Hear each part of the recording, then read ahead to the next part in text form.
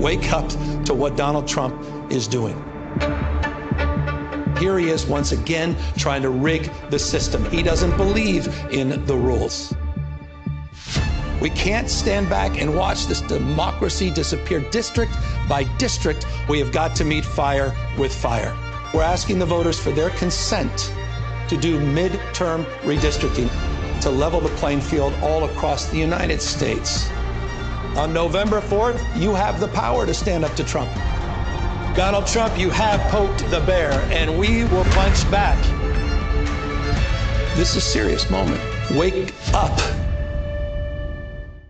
There are a few reasons why that new ad from Gavin Newsom is so devastating. First and foremost, it's garnered a ton of attention online, and attention in 2025 for one person often comes at the expense of another. Don't think that Donald Trump can't see that for the last few weeks, Newsom is garnering more eyeballs than he is. And with Newsom now releasing commercials, it looks like he's leaning in, not out.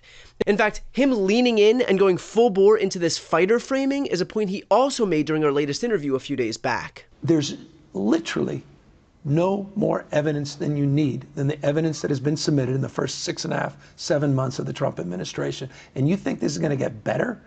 You think if we just say, well, Mr. Trump, it's fine. We know it's a race to the bottom. You may call upon those other states. Can you just do 5 and California will stand down? Yeah. God damn it, enough.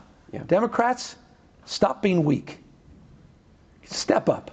These guys have been dominating the narrative. They have been defining the terms of the debate. It's time to get on our off our heels, onto our front toes. It's time to do just that. Dominate the narrative, flood the zone, and surround sound. It's time for us to all band together. I said that, this is not no do-over. This is it.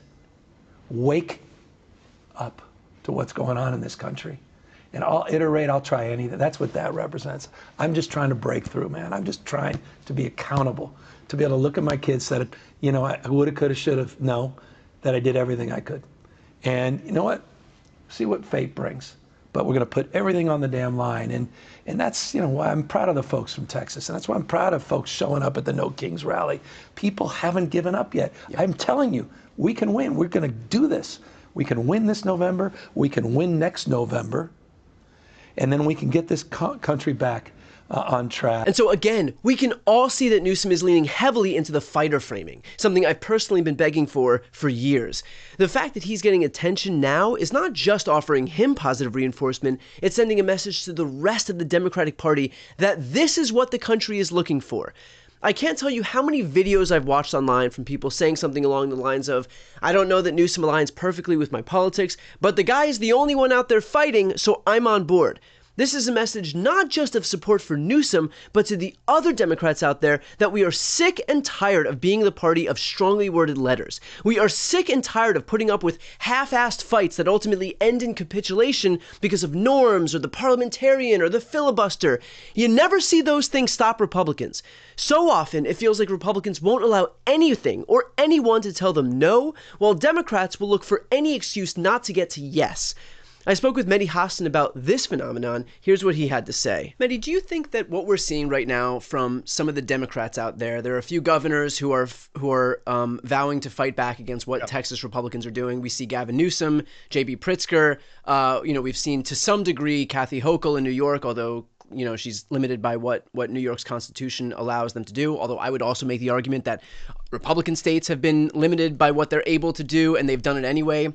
We saw unconstitutional maps enacted in Louisiana and Alabama, and still they did that at such a late time that even though the courts noted that they were unconstitutional gerrymanders, it was too close to the election for them to change it. They relied on the Purcell doctrine. So I think if there was really a desire to get this stuff done, we don't have to look far to see what it looks like when those Republican governors get it done. But that notwithstanding, do you think that that we're seeing something of a sea change among Democrats who have for so long been the party of strongly worded letters?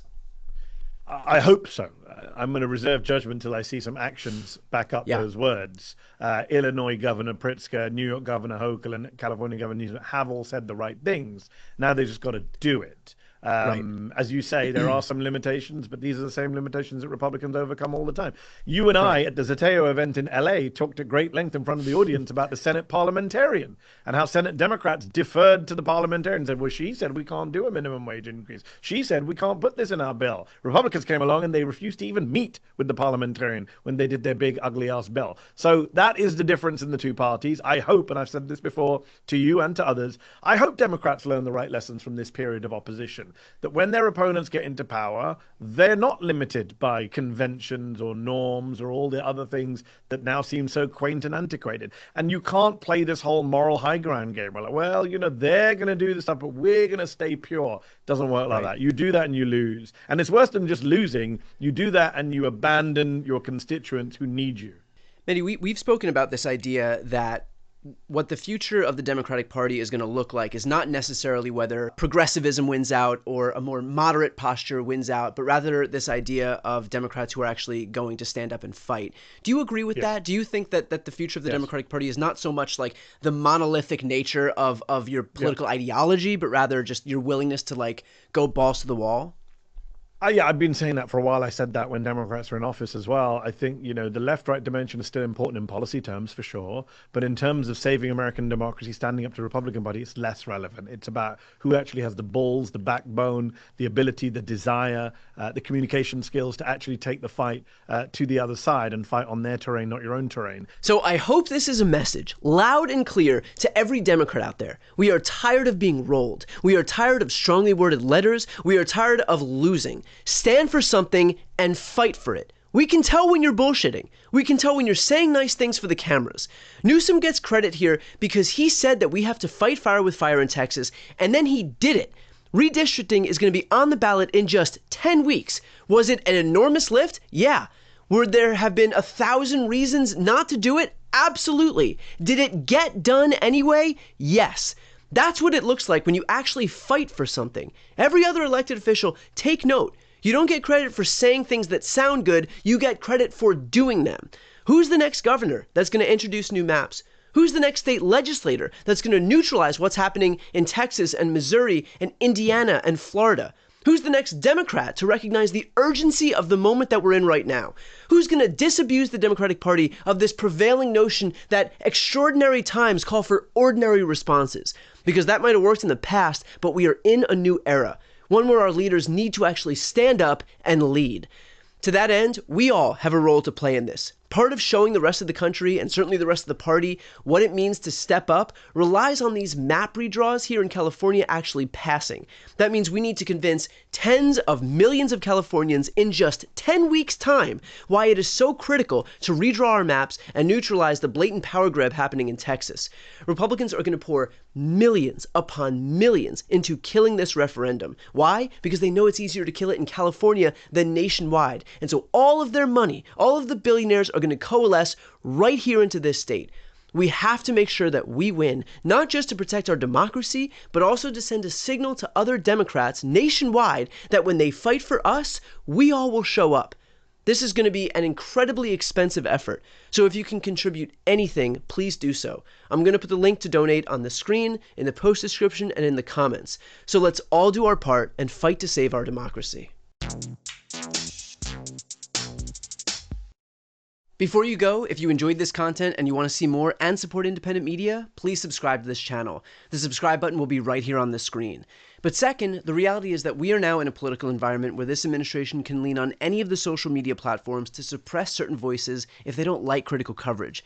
That means my longevity here is in the hands of a few tech billionaires who are already making it clear that they are willing to cater to this administration. To that end, signing up for my newsletter is a way for me to reach you directly if that ever becomes necessary. I'll put the link right here on the screen as well, so please sign up. It's free, but there's also an option to do a paid subscription if you'd like to support me and my team. I really appreciate it. Thanks so much for watching.